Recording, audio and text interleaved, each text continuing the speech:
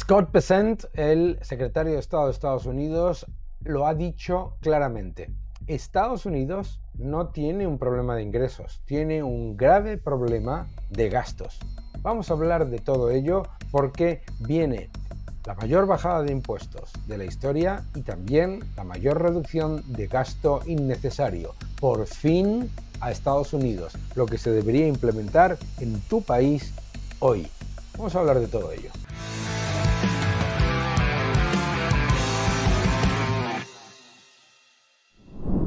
Hola a todos y bienvenidos a mi canal. Muchísimas gracias por suscribiros, gracias por dejar vuestros comentarios y muchas gracias por darle un me gusta a este vídeo. Lo maravilloso de que haya un candidato a secretario de Estado del Tesoro de Estados Unidos como Scott Bessent, que es un grandísimo candidato porque es un historiador económico de primera, un gestor de fondos, una persona que conoce el mercado, que conoce la economía y que además ha desmontado toda la narrativa de esta izquierda plañidera, porque va a ser el primer secretario de Estado del Tesoro abiertamente gay. ¿Qué cosas? Esto no te lo dicen, ¿verdad? ¿A que no te habías enterado? ¿A que no te habías enterado? ¿Sabes por qué? Porque como te tienen que decir que Trump es homófobo, pues estas cosas, ¿verdad? Pero mira, Scott Bessent, que es una persona, vuelvo a repetir, con una valía intelectual superlativa, se ha presentado ante el Congreso y ha explicado de manera pristina, absolutamente clara, cuál es el problema de Estados Unidos. El problema de Estados Unidos, mis queridos amigos, no es de ingresos, no se trata de aumentar impuestos, es un problema de gastos. Vamos a escucharle. We do not have a revenue problem in the United States of America. We have a spending problem. That historically, for the past 40 or 50 years, revenues, federal government revenues, have averaged about 17 to 17.5% of GDP. Yeah. And spending has been slightly over that, leading us to a 3.5% budget deficit, which is manageable because we have roughly 3.8% nominal growth, 1.8% real growth, 2% inflation. Today, this spending is out of control. We are spending about 24 or 25% of GDP. El gasto está fuera de control, completamente fuera de control. Ese es el problema. Recordemos que con la administración Biden el gasto público ha aumentado en 2 billones de dólares por encima de los niveles donde estaba antes de la pandemia. So, as you said, 6.8 to 7% deficit. We have never seen this before when it is not a recession or not a war. Nunca se había visto un déficit como este cuando no hay recesión ni guerra. Esto porque es que, para recordar, que tienes a toda esa panda de econolistas que hay por ahí sueltos diciendo lo bien que lo ha hecho Joe Biden en economía. And I am concerned because several times the Treasury of the United States has been called upon to save the nation, whether it was the Civil War, the Great Depression, World War II, or the recent COVID epidemic. Treasury, along with full government and Congress, has used its borrowing capacity to save the Union, to save the world, and to save the American people. And what we currently have now, we would be hard-pressed to do same. We do not have a revenue problem in the United States of America. We have a spending problem. Sí, señor.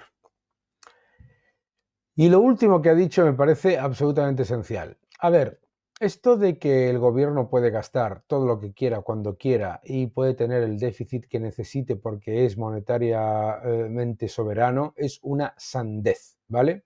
El gobierno de Estados Unidos tiene 3 límites. El límite fiscal, es decir, cuando las subidas de impuestos y la economía se encuentra con que a pesar de tener tipos bajos y a pesar de que la Reserva Federal esté comprando bonos, el coste de la deuda cada vez es más grande dentro del presupuesto y en el presupuesto el coste de la deuda en Estados Unidos es ya casi el coste de defensa, casi $1 billón.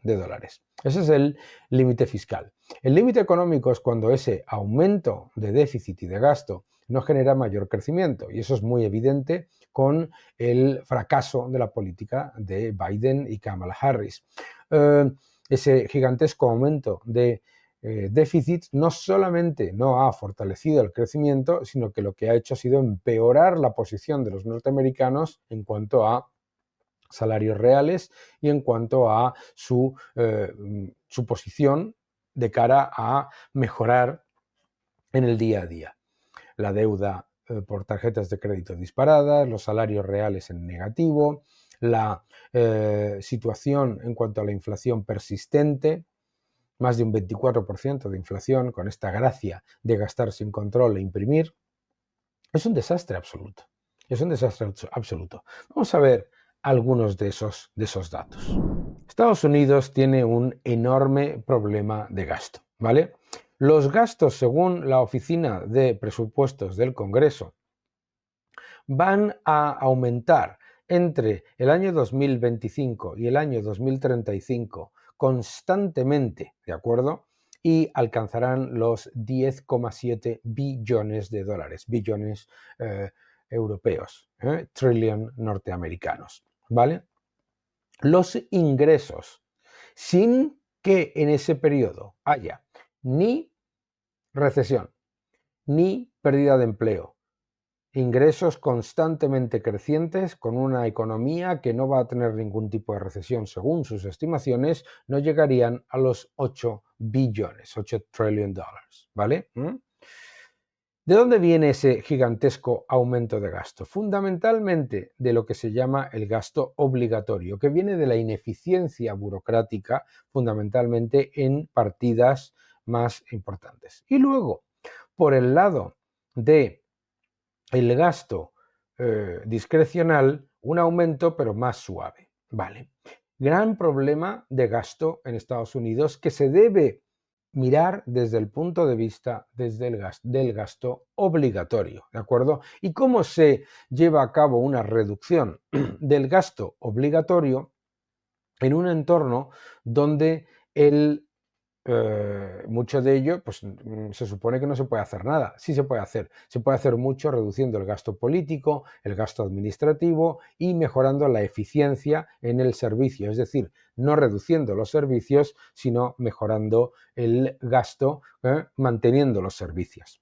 Aquí vemos cómo se ha disparado el gasto público y mientras los ingresos estaban dentro de la media con respecto al Producto Interior Bruto de las últimas décadas. Por lo tanto, no es un problema de ingresos, es un problema de gastos. Aquí lo muestra claramente la Oficina Presupuestaria del Congreso. El gasto obligatorio se dispara, el gasto discrecional se mantiene relativamente estable y los gastos por intereses de la deuda se disparan, que es lo que vuelvo a repetir.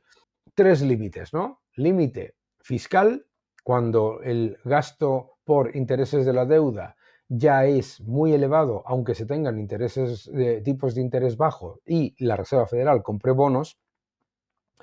Límite económico, cuando el aparente impacto positivo sobre la economía del gasto público y del déficit es inexistente y empeora los salarios reales y la posición de los ciudadanos. Y el límite inflacionario.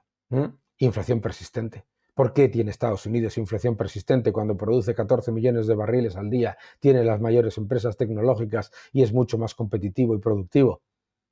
Por mucha mayor cantidad de dinero impresa por gastar muchísimo más el gobierno. Bien, pues aquí lo veis, ¿no?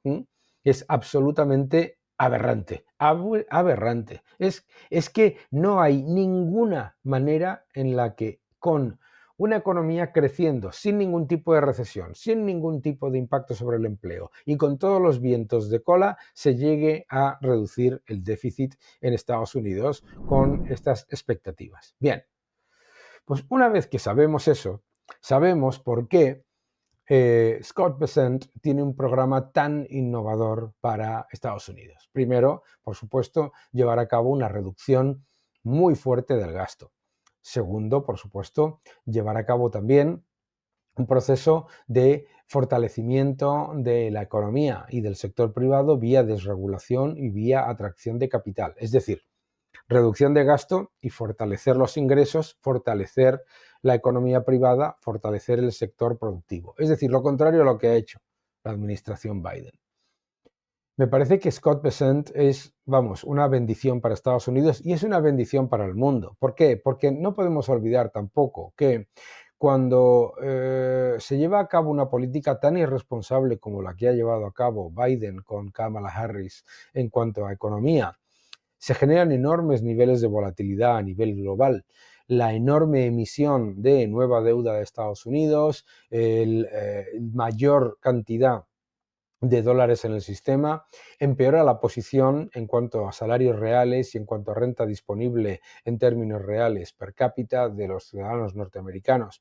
Empeora también, por supuesto, la posición de las empresas norteamericanas, las pequeñas, que son el pilar fundamental de crecimiento de la economía norteamericana, por las subidas de impuestos y las subidas de tipos. Es decir, la combinación de una política fiscal irresponsable y una política monetaria completamente injustificada han sido los factores esenciales para llevar a los ciudadanos a decir basta ya, que lo han hecho claramente en las elecciones.